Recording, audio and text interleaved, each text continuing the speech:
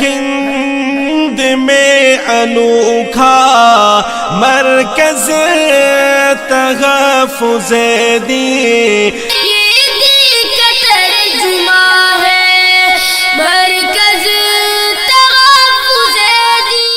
بسم اللہ الرحمن الرحیم نحمده ونصلی علی رسوله الکریم اما بعد قال اللہ تبارک وتعالی ان اللہ وملائکته یصلون علی النبی یا ایہا الذین آمنوا صلوا علیہ وسلموا تسلیما وقال تعالی ولو انہم اذ ظلموا انفسهم جاؤوک فاستغفروا اللہ واستغفر لهم الرسول لوجدوا اللہ توابا رحیما وقال رسول اللہ صلی اللہ علیہ وسلم من زار قبری فقد وجبت له شفاعتی او کما قال علیہ الصلاة والسلام صدق اللہ العظیم وصدق رسوله النبی الکریم ونحن على ذلك لمن الشاہدین والشاکرین والحمد للہ رب العالمین۔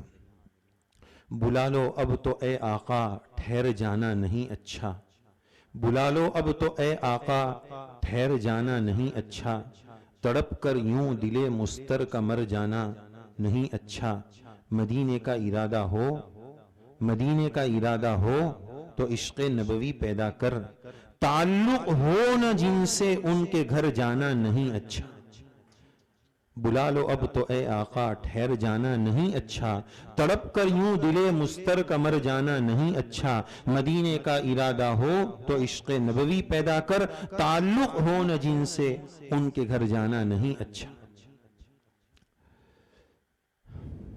میں دیکھنے کی حدوں کو تو توڑ آیا ہوں، میں دیکھنے کی حدوں کو تو توڑ آیا ہوں، نگاہ رسول کی جالی پہ چھوڑ آیا ہوں۔ مجھے ہے مصطفیٰ کی نعت لکھنا، مجھے ہے مصطفیٰ کی نعت لکھنا، سنبھلنا اے میرے خامے سنبھلنا، خامہ یعنی پین قلم، مجھے ہے مصطفیٰ کی نعت لکھنا، سنبھلنا اے میرے خامے سنبھلنا، دیار مصطفیٰ کی حاضری ہے، دیار مصطفیٰ کی حاضری ہے، دل مستر ذرا سلیقے سے دھڑکنا، دیار مصطفیٰ کی حاضری ہے، دل مستر ذرا سلیقے سے دھڑکنا، یہ بارش کام آئے گی تمہارے،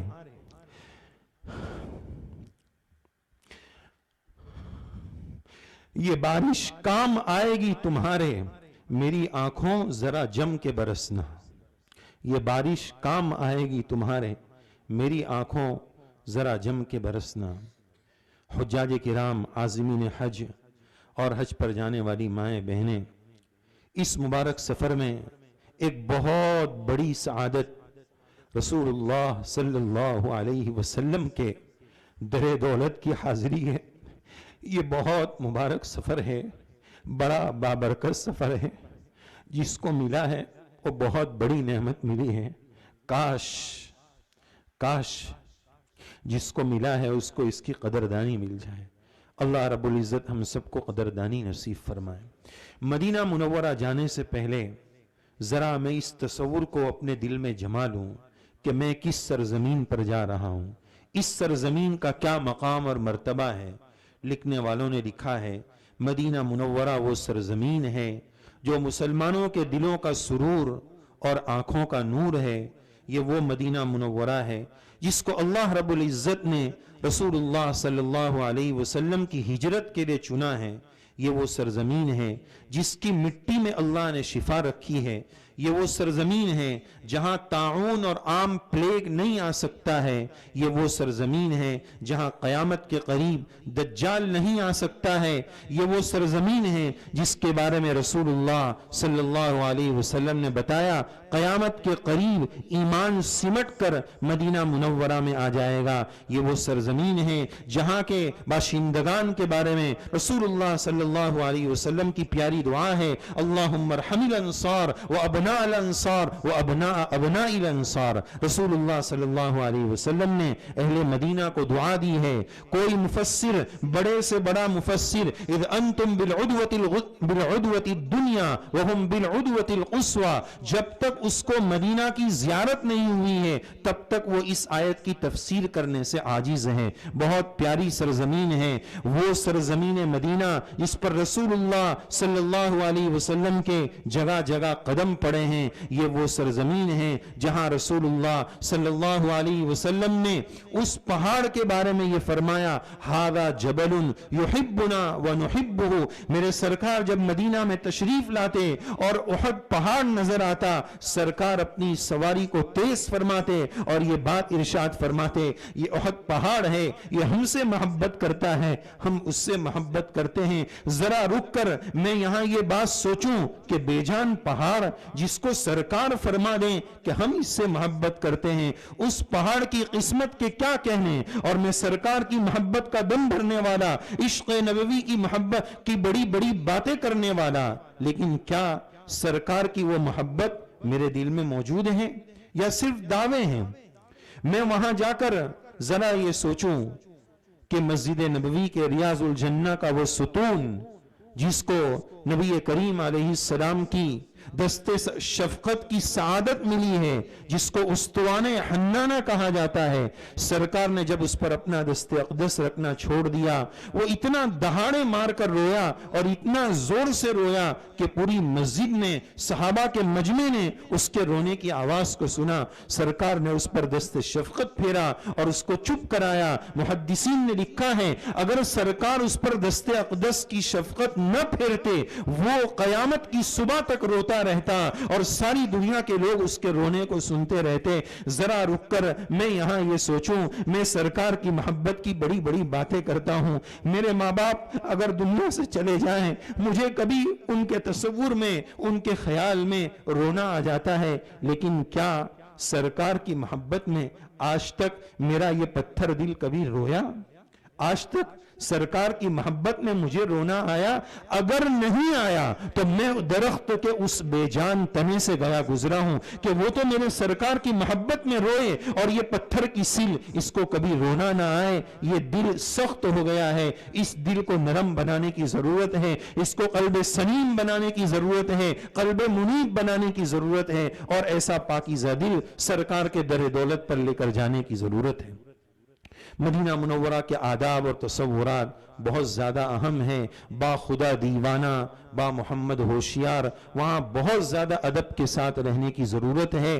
بلکہ بعض فارسی کے شاعروں نے یہ بات کہی ہے کہ عرش سے زیادہ اس مقام کے ادب کی ضرورت ہے. 7 آسمان پھر عرش، اللہ کا عرش، اس عرش سے زیادہ رسول اللہ صلی اللہ علیہ وسلم کے در دولت کی ادب کی ضرورت ہے. یہ وہ مقام ہے جہاں بایزید بستامی اور فضیل ابن عیاض اور بڑے بڑے اہل اللہ کی سانسیں رک جایا کرتی تھی. وہ ادب کے خاطر اپنی سانس وہاں روک لیا کرتے تھے. مدینہ حاضری کے بعد پیدل چلنا شروع کر دیا کرتے تھے. مدینہ حاضری کے بعد وہ لوگ چپل اتار دیا کرتے تھے. عاشقوں نے رسول اللہ صلی اللہ علیہ وسلم کے در دولت کی ایسی حاضری دی. اللہ والوں سے ہم نے سنا وہ یہ نہیں کہتے تھے ہمارا سفر مدینہ منورہ کا ہے، وہ یہ فرماتے تھے کہ ہم سرکار کے دربار میں جا رہے ہیں، ہم رسول اللہ صلی اللہ علیہ وسلم کی حاضری میں جا رہے ہیں، سرکار کے در دولت پر شرف ملاقات پانے کے لیے جا رہے ہیں. وہ مدینہ جا رہے یہ نہیں فرماتے تھے.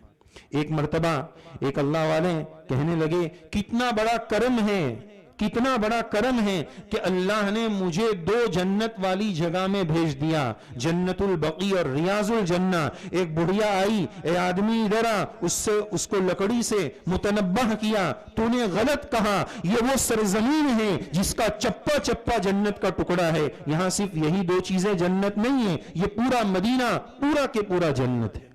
اللہ رب العزت وہ جذبات اور وہ حوصلے ہم سب کو نصیب فرمائے. جیسا مکہ مکرمہ میں کہا گیا ہم وہاں پہنچیں تو پہلے جا کر آرام کریں. مدینہ کا جب سفر ہو تو پہلے ہمارا ایک قرآن مجید اگر مکمل ہو گیا ہو تو بہت بڑی سعادت کی بات ہے، اور 10,000 درود شریف درود ابراہیم پڑھ لیں تو بڑی سعادت کی بات ہے۔ اس ہدیے کو لے کر جائیں، مدینہ منورہ کا سفر ہو، راستے میں عشق اور کیفیات اور نعت شریف پڑھتے ہوئے، سنتے ہوئے، درود شریف پڑھتے ہوئے جائیں۔ امام شافعی رحمہ اللہ کے بارے میں آتا ہے، مکہ سے مدینہ کا سفر 16 دن میں کیا، اور 16 دن میں 16 قرآن مجید مکمل کیے۔ ہمارے تو 16 درود شریف بھی نہیں ہوتے، 16 قرآن مجید امام شافعی سرکار کی خدمت میں لے کر گئے۔ تو ہمیں بھی چاہیے کہ ایک بڑا ہدیہ درود پاک کا نذرانہ لے کر جائیں، مدینہ منورہ پہنچ کر آرام کر لیں، آرام سے فارغ ہو کر فریش ہو کر ایک نیا جوڑا مدینہ منورہ کے لیے رکھیں، عطر لگائیں، سنتوں کا اہتمام کریں، مسواک کریں، اور پھر روزہ مبارکہ کی حاضری کے لیے نکلیں، مسجد نبوی میں پہنچیں اور پہلے 2 رکعت تحیت المسجد پڑھ لیں اور خوب توبہ اور استغفار پڑھ لیں۔ بہت بڑی سرکار میں جا رہا ہوں، میرا منہ اس قابل نہیں ہے کہ میں سرکار کو منہ دکھا سکوں، میرے قدم اس قابل نہیں ہے اس در کے سامنے کھڑے ہو سکے۔ بہت ڈرنے کی ضرورت ہے، بہت توبہ اور استغفار کی ضرورت ہے، اور اس کو تانا مت سمجھیے، اس کو درد دل سمجھیے کہ میرے چہرے پر سرکار کی سنت نہ ہو تو میں کیا سرکار کے سامنے منہ لے کر جاؤں۔ اللہ کے واسطے اس کو درد دل سمجھ لیجیے۔ سرکار کی حیات طیبہ میں ایک مرتبہ 2 بغیر ایمان والے داڑھی کے بغیر آ گئے، سرکار نے رخ پھیر لیا، توجہ نہیں فرمائی۔ جب میں بغیر داڑھی کے روزے پر جاؤں تو کیا امید کروں کہ مجھے سرکار کی توجہ ملے؟ اللہ کے واسطے آج ہم نیت کر لیں کہ اب اس سنت کو زندہ کریں گے۔ کتنی سرکار کی پیاری سنت ہے، ہم کچھ نہ کر سکے تو چہرہ تو سرکار کی طرح بنا لیں، تاکہ کل یہ کہہ سکیں یا رب تیرے محبوب کی شباہت لے کے آیا ہوں، حقیقت تو اس کو کر دے، میں تو صورت لے کے آیا ہوں۔ افسوس ہے مسلمان پر کہ اپنی صورت بھی سرکار کی صورت کی طرح بنانے کے لیے تیار نہیں۔ ایسا چہرہ جب سرکار کے سامنے لے کر پہنچیں گے، سرکار کو کتنی تکلیف ہوگی۔ تو ہم خوب توبہ اور استغفار کر کے روزے پر پہنچیں، اور 2 رکعت پڑھ کر مانگ کر روزے پر پہنچنے کے بعد وہاں لائن ہوتی ہے تو 3 سوراخ، ایسے تو 1 سوراخ پہلے ہی ہے لیکن 3 سوراخ کے اوپر باقاعدہ گرین کلر کے اندر، گرین کلر کا گول بورڈ ہے، اس کے اندر سنہری حرفوں سے لکھا ہے ہونا رسول اللہ صلی اللہ علیہ وسلم، ہونا ابو بکر، ہونا عمر۔ تینوں مقام پر صلاۃ و سلام پیش کریں۔ الصلاۃ والسلام علیک یا رسول اللہ، الصلاۃ والسلام علیک یا حبیب اللہ، الصلاۃ والسلام علیک یا خیر خلق اللہ۔ اور یاد رکھیں عربی الفاظ میں سلام نہیں آتا ہو، سرکار کو کیفیات چاہیے۔ ایک آسامی، ایک بنگالی اپنی زبان میں ندامت کے آنسو بہاتے ہوئے اگر یہ کہہ دے کہ سرکار یہ گنہگار امتی آپ کی خدمت میں بڑے گناہ لے کر آیا ہے، بڑی امیدوں سے آیا ہے، یہ آخری امید ہے، آپ کے دربار میں بڑی امیدوں کے ساتھ آیا ہے، اور اللہ کے کلام میں ایک آیت سنی ہے، اس میں اللہ تعالیٰ نے یہ فرمایا کہ صحابہ جب آپ کے پاس آتے تھے، جاؤ کا آپ کے پاس آتے تھے، فاستغفر اللہ، اور سرکار سے استغفار کی درخواست کرتے تھے، واستغفر لهم الرسول، اور سرکار ان کے لیے دعائے استغفار کر دیتے تھے، لوجد اللہ تواب الرحیم، اللہ معاف فرما دیتے تھے۔ اللہ بڑے مہربان ہیں، اللہ بڑی توبہ کو قبول کرنے والے ہیں، اللہ بڑے رحم والے ہیں۔ جب صحابہ جیسی ہستیوں کو توبہ کی ضرورت تھی، سرکار کے استغفار کی ضرورت تھی، تو یا رسول اللہ ہمیں تو آپ کے ذریعے استغفار اور دعائے مغفرت کی بہت ضرورت ہے۔ ہم اہل سنت والجماعت کا عقیدہ ہے سرکار اپنے روزے میں باحیات اور زندہ ہے، اور علماء نے لکھا ہے سرکار کی ذات اقدس کی باڈی مبارک اس وقت زمین کے جس حصے سے لگی ہوئی ہے وہ حصہ بیت اللہ عرش و کرسی سے بھی زیادہ افضل ترین حصہ ہے۔ اس سرزمین پر میں جا رہا ہوں، کتنا بڑا میرا مقدر جاگ رہا ہے، کتنی بڑی میری سعادت لگ رہی ہے، اللہ کے واسطے اس کی ہم صحیح قدر کریں۔ پھر حضرت ابو بکر پر سلام پیش کریں، اپنے الفاظ میں پیش کریں، اپنی کیفیات میں پیش کریں۔ حضرت عمر پر سلام پیش کریں، اور اردو میں عربی میں جو الفاظ آتے ہوں ان الفاظ میں پیش کریں۔ وہاں زیادہ رکنے نہیں دیتے ہیں، لہذا کبھی موقع بنا کر چند اور چیزیں بھی ہیں. یہ بندہ ایک بات یہ بھی بتاتا ہے کہ روزے پر ایک مرتبہ کلمہ لا الہ الا اللہ محمد الرسول اللہ پڑھ لیں. سرکار اپنے روزے میں باحیات ہے.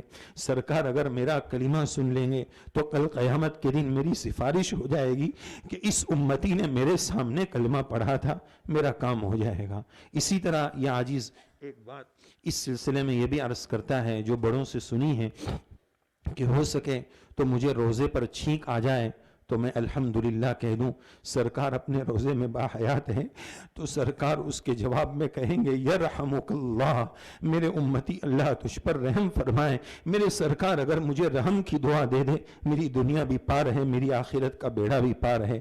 تو یہ بھی ایک عمل ہے. اسی طرح صلاۃ و سلام کی کتاب ہو تو کبھی موقع نکال کر اس کو بھی پڑھ لیں. اور سفر مدینہ اور آداب مدینہ میں سب سے زیادہ درد کے ساتھ, بڑے درد کے ساتھ درخواست ماؤں بہنوں سے ہے, بہت ڈرنے کی ضرورت ہے, بہت ڈرنے کی ضرورت ہے. روزہ مبارکہ پر آج بھی آیت لکھی ہوئی ہے کہ اے ایمان والو لا ترفعوا اصواتکم, اپنی آواز کو نبی کی آواز پر بلند مت کرو. اگر تم نے ایسا کیا تمہارا پورا عمل باطل ہو جائے گا, تم کو پتہ بھی نہیں چلے گا. حج کر کے آئے وہ بھی چوپٹ, وہ بھی چلا جائے گا. بہت درد ہوتا ہے جب روزہ مبارکہ پر آج کل حاضری ہوتی ہے, سمجھ میں نہیں آتا ہے کہ یہاں مچھلی بازار چل رہا ہے یا رسول اللہ صلی اللہ علیہ وسلم کے در دولت کی حاضری ہے. بڑی لجاجت کے ساتھ, بڑے ادب کے ساتھ ماں بہنوں سے درخواست یہ ہے کہ آواز بلند نہ کریں. آپ دیکھیے گا ایک ایسا طوفان بدتمیزی برپا ہوتا ہے الامان والحفیظ. وہاں روزے پر پہنچنے کے لیے ابھی پردے لگتے ہیں, اسٹیپ بائی اسٹیپ ایک ایک کھلتا ہے تو سب ایسا دوڑتے ہیں جیسے پتہ نہیں کیا لوٹنے کے لیے دوڑا جا رہا ہے, اور ایسا شور برپا ہوتا ہے اور روزے تک وہ شور چلتا رہتا ہے. اللہ کے واسطے, اللہ کے واسطے سرکار کو تکلیف نہ پہنچائے. زندگی میں بھی یہ حکم تھا, آج بھی یہی حکم ہے کہ نبی کی آواز پر اپنی آواز کو بلند نہ کریں. اور ایک بہت بڑا طبقہ ایک بہت بڑی مصیبت میں مبتلا ہے. روزے پر حاضری دینے کا ادب کیا ہونا چاہیے تھا اور وہ کس طرح حاضر ہوتا ہے. ایک ہاتھ میں چپل کی تھیلی دبایا ہوا ہے اور ایک ہاتھ میں موبائل کی سیلفی بن رہی ہے. وہ کیا پیغام دینا چاہتا ہے؟ اللہ کے نبی کے دربار میں کیا یہ حاضری ہے؟ کسی بڑے ذرا سے دنیاوی عہدے دار کے سامنے بھی اس کیفیت کے ساتھ نہیں جایا جاتا ہے. ایسی لاکھوں چپلیں اور ایسی لاکھوں جانیں سرکار پر قربان ہیں. کیا تیری چپل اتنی باعظمت ہو گئی کہ روزے پر سرکار کے سامنے تو چپل لے کر جا رہا اور ایک ہاتھ سے موبائل اور سیلفی بن رہی؟ یہ سیلفی کی مصیبت کو ختم کرو. کسی کو کچھ بتانے کی ضرورت نہیں ہے, یادیں تو دل میں رکھنے کی ہوتی ہیں. بعض لوگ بولتے ہیں یاد رکھنے کے لیے, جس کے دل میں یاد بس گئی جب چاہے وہ سیلفی میموری سے نکال لے اور یاد تازہ کر لے. اس سے سرکار کو اللہ کے واسطے ہم تکلیف نہ پہنچائے. ماں و بہنوں سے بہت عاجزی کے ساتھ اللہ کا واسطہ دے کر یہ عاجز درخواست کرنا چاہے گا. دوسرے ملکوں کی آوازیں آ رہی ہو تو آنے دیں. ہماری مائیں بہنیں ہم سیکھ کر جا رہے ہیں تو کم سے کم اتنا تو فائدہ ہو. دیکھو ان تحبط اعمالکم, بڑی سخت بات کہی. حج بھی چوپٹ, اور ایسا کہ انتم لا تشعرون, پتہ نہیں چلے گا. پتہ چلے تو توبہ کر لے, استغفار کر لے, یا اللہ معاف کر دو, پتہ بھی نہیں چلے گا. یہ ایسی حرکت ہے کہ توبہ کی توفیق نہیں ملے گی اور سب چوپٹ ہو جائے گا. اللہ کا واسطہ ہے ہم شور نہ کریں, بڑے ادب کے ساتھ جائیں, بڑی کیفیت کے ساتھ جائیں. پڑوس کے ملک کے مفتی صاحب ایک مرتبہ روزے پر جاتے ہیں, قدم آگے نہیں بڑھتا ہے. روزے سے آواز آتی ہے, شفیع لوگوں سے کہہ دو. کچھ لوگ وہ ہیں جو بار بار ہمارے روزے پر آتے ہیں, جالیوں سے چمٹتے ہیں, زندگیوں میں سنتیں نہ ہونے کی وجہ سے وہ ہم سے بہت دور ہیں. کچھ وہ ہیں جو آج تک مدینہ نہیں آ سکے ہیں, دل میں ارمان رکھتے ہیں, جذبات اور کیفیات رکھتے ہیں, زندگیوں میں سنتوں کا اہتمام رکھتے ہیں. شفیع وہ ہم سے بہت قریب ہیں. اللہ تعالی ہمیں اتباع سنت کے جذبات نصیب فرمائے, سرکار کا سچا عشق نصیب فرمائے, شوبازی سے اللہ تعالی ہماری حفاظت فرمائے. علامہ جامی رحمت اللہ علیہ نے 40 حج ایران سے پیدل کیے. جب بھی حج پر جاتے تو ایک شعر ان کو ملتا، وہ خود شعر پڑھتے، سیدی و سندی و مولائی بس سفر می روم چے فرمائی، میرے آقا میرے سردار میں سفر میں جا رہا ہوں، آپ کیا فرمائیں گے؟ روزے سے جواب آتا، جب مدینہ سے ریٹرن ہوتے روزے سے سرکار کا جواب ملتا، بس سفر رفتنت مبارک باد، سفر میں جانا آپ کو مبارک ہو، سلامت روی و باز آئی، سلامتی سے جاؤ اور واپس آنا، سلامتی سے جاؤ اور واپس آنا، اللہ کے رسول فرما رہے ہیں۔ اور لکھا ہے کہ جب 40واں حج ہوا تو آخری مصرع نہیں آیا، اس لیے کہ اس کے بعد وہ دنیا سے رخصت ہو گئے۔ علامہ قرطبی رحمت اللہ علیہ نے ایک واقعہ لکھا ہے کہ ہم نے ایک شخص کو دیکھا، وہ روزے پر حاضر ہوا، زار و قطار رو رہا تھا، گناہوں کی ندامت میں رو رہا تھا، وہ واپس چلا گیا۔ علامہ قرطبی فرماتے اسی وقت مجھے نیند آئی، نبی کریم علیہ السلام کی خواب میں زیارت ہوئی اور فرمایا فوراً اس بندے کے پاس جاؤ اور اس بندے کو جا کر ایک پیغام دو۔ قرطبی فرماتے میں اس کے پیچھے دوڑا، باب جبرائیل پر وہ بندہ ملا، میں نے اللہ کے رسول علیہ السلام کا فرمان اس کو سنایا کہ سرکار نے آپ کو یہ پیغام دیا ہے، آپ کا رونا قبول ہے، لیکن ہمارا یہ دربار ایسا دربار ہے کہ یہاں آؤ تو روتے ہوئے آؤ اور جاؤ تو ہنستے ہوئے جاؤ۔ وہ بندہ روتے ہوئے جا رہا تھا، اللہ کے رسول نے اس کو خوش کر کے بھیجا۔ میرے سرکار تو اتنے کرم فرما ہے، ضرورت ہے ہم سرکار سے سچا عشق کر لیں، سچی محبت کے ساتھ اس دربار کی حاضری دیں۔ وہاں پر ایک بہت مبارک جگہ ہے جس کا نام ریاض الجنہ ہے۔ اب اس وقت پورے مسجد میں تقریباً اکثر جگہوں پر گرین کارپیٹ بچھا ہوا ہے، لیکن ریاض الجنہ میں جو کارپیٹ ہے وہ تھوڑا سا الگ گرین ہے، اور آج کل امام صاحب اسی میں نماز پڑھاتے ہیں۔ یہ جنت کا ٹکڑا ہے، یہ جنت کا ٹکڑا ہے۔ اس میں جب جانے کی سعادت مل جائے، احتیاط کے ساتھ دھکے کے بغیر، تو ایک دعا ضرور کر لیجئے گا، اپنے الفاظ میں کر لیجئے گا، اللہ رب العزت کو ایک پیغام دے دیجئے گا، یا اللہ اے مولا تیرا کرم ہے، تیرا احسان ہے کہ آپ نے ہمیں دنیا ہی میں جنت کے ٹکڑے میں بھیج دیا۔ اب آپ کو آپ کے بنائے ہوئے قانون کا واسطہ ہے، آپ نے یہ قانون بنایا ہے کہ آخرت میں جو بندہ ایک مرتبہ جنت میں آ جاتا ہے آپ اس کو کبھی جنت سے نکالتے نہیں ہیں، دخول دائمی نصیب فرما دیتے ہیں۔ مولا آپ کے کرم سے آپ نے مجھے دنیا ہی میں جنت کے ٹکڑے میں بھیج دیا ہے، اب جہنم مجھ پر حرام فرما دیجئے، جنت کو مجھ پر واجب فرما دیجئے۔ ہو سکے تو اس دعا کا اہتمام کیجئے گا۔ صفہ نبی کریم علیہ السلام کے روزے کے قریب ایک جگہ ہے، وہاں بھی ایک دعا کا اہتمام کر لیجئے گا کہ وہ اس وقت کا دارالعلوم بھی تھا، اس وقت کا مکتب بھی تھا، اس وقت کا تبلیغ کا مرکز بھی تھا، اور اس وقت کی خانقاہ بھی تھی۔ آج امت مسلمہ افتراق و انتشار کا شکار ہے، پارٹیاں بنی ہوئی ہیں، یہ وہ جماعت کا، یہ فلاں جماعت کا، یہ فلاں جماعت کا، وہاں رک کر میں یہ دعا کر لوں یا رسول اللہ، یا اللہ میں آپ سے یہ مانگنا چاہتا ہوں۔ یہ وہ جگہ ہے جہاں دین کے سب شعبے ایک ساتھ چلتے تھے، آج امت اختلاف کا شکار ہے۔ پیارے اللہ امت کو جوڑ دیجئے، امت آج دین کے نام پر طبقوں میں بٹتی جا رہی ہے، باطل کو ہنسنے کا موقع مل رہا ہے۔ پیارے اللہ امت کو جوڑ دیجئے۔ اور صفہ یہ صحابہ کا مدرسہ ہے، اگر مجھے سعادت اور توفیق اور وقت مل جائے تو کچھ آیتیں میں صفہ میں بیٹھ کر تلاوت کر لوں تاکہ میرا شمار بھی صحابہ کے مدرسے کے طالب علموں میں ہو جائے کہ میں نے بھی صحابہ کے مدرسے میں قرآن مجید کی تلاوت کی ہے۔ یہ چند باتوں کا اہتمام کر لیں۔ اسی طرح ریاض الجنہ اور روزے کے قریب تقریباً کل 8 ستون ہیں، بس 5 منٹ میں بات ختم کرنا ضروری ہو چکا ہے، اس لیے شارٹ میں 3 ستون کا تعارف کرانا ضروری سمجھوں گا۔ 3 ستون اس میں زیادہ اہم ہے۔ ایک استوانِ حنانہ جس کی تاریخ آ گئی، ایک استوانِ عائشہ اور ایک استوانِ ابی لبابہ۔ استوانِ حنانہ کے بارے میں اوپر بات آ گئی، وہ درخت کے تنا جو تھا وہاں آج ایک ستون بن چکا ہے۔ 2 ستون زیادہ اہم ہیں، 3 ستون آدھے اندر اور آدھے روزے کے اندر ہے، اور 2 ستون پورے روزے کے اندر ہے۔ یہ 5 کو چھوڑ دیتے ہیں، 3 ستون جو پورے باہر ہیں اس میں ایک حنانہ ہے، ایک ابی لبابہ ہے اور ایک استوانِ عائشہ رضی اللہ عنہا۔ یہ 2 ستون کے بارے میں بات سن لیجئے۔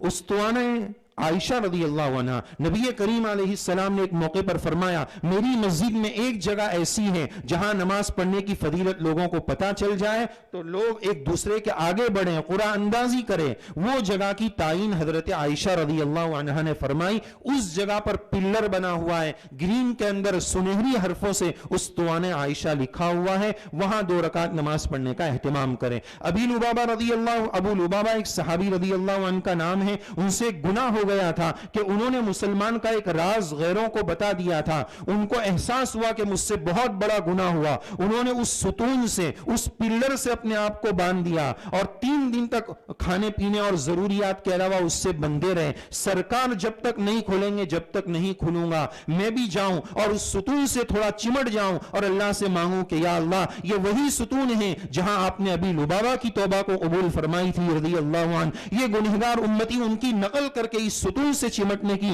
کوشش کر رہا ہے، یا اللہ میری توبہ کو بھی یہاں قبول فرما لیجئے، یہ ضروری ستون ہے۔ اسی طرح جنت البقیع جہاں صحابہ کا اور امت کا کریم طبقہ تقریباً 10,000 صحابہ وہاں آرام فرما ہے، جنت البقیع جس کا اصل نام بقیع الغرقد ہے، وہاں جانے کا اہتمام کریں۔ فجر بعد بھی کھلتا ہے، عصر بعد بھی کھلتا ہے، زیادہ بہتر فجر کے بعد ہے، اس لیے کہ ٹھنڈک کا وقت ہے، عصر وہاں بہت شدت کی گرمی میں ہوتی ہے، اس لیے فجر کے بعد صلاۃ و سلام پیش کرتے ہوئے روزانہ وہاں جانے کا اہتمام کریں۔ مسجد قباء مسجد نبوی صلی اللہ علیہ وسلم کے قریب میں ایک مسجد ہے جو اسلام کے 4 نمبر کی مسجد ہے، جس کی تعریف قرآن مجید میں لمسجد اسس علی التقوی، اس مسجد میں بھی جانے کا اہتمام کریں۔ بطور خاص سرکار نبی کریم علیہ السلام سنیچر کے روز اس مسجد میں جانے کا، فجر بعد وضو کر کے جانے کا اہتمام فرماتے تھے۔ جو شخص وضو کر کے اس مسجد میں جائے فجر کے بعد اور 2 رکعت نماز پڑھے اس کو عمرہ کا ثواب ملتا ہے، تو اس مسجد میں جانے کا بھی اہتمام کریں۔ اور بہت ساری زیارت کی جگہ ہیں، چونکہ وقت گنجائش نہیں دے رہا، اجازت نہیں دے رہا، اس لیے اپنی بات کو ختم کرنا ضروری ہے، چونکہ کھانے کا بھی انتظام ہے، انتظام والوں کو بھی تکلیف ہو رہی ہے۔ بہت ضروری باتیں، کچھ باتیں چھوٹ بھی گئی ہوگی، کچھ باتیں غلط بھی ہو چکی ہوگی، معاف فرما دیجئے گا۔ اور اگر کسی کو کوئی بات بتا ہو کہ بھائی یہ غلط ہوئی ہے تو اطلاع بھی فرما دیں تاکہ یہ عاجز ساتھیوں کو بتا دیں۔ اللہ رب العزت ان کہی سنی باتوں پر ہم سب کو عمل کی توفیق عطا فرمائے، عشق کے سچے جذبات کے ساتھ اللہ تعالی ہم سب کو حاضری نصیب فرمائے، اور بے احتیاطی، بے اعتدالی، ناقدری سے اللہ تعالی ہم سب کی حفاظت فرمائے۔ دعا بھی کریں عاجز کے لیے بھی، پوری امت مسلمہ کے لیے، اپنے لیے، سب کے لیے خصوصی دعاؤں کی درخواست ہے۔ اور واپسی کے بعد ذرا برابر ہم سے کوئی ناقدری نہ ہو، آنے کے بعد وہاں کی کوئی کمزور ویک پوائنٹ بیان کرنا یہ بہت خرابی کی بات ہے۔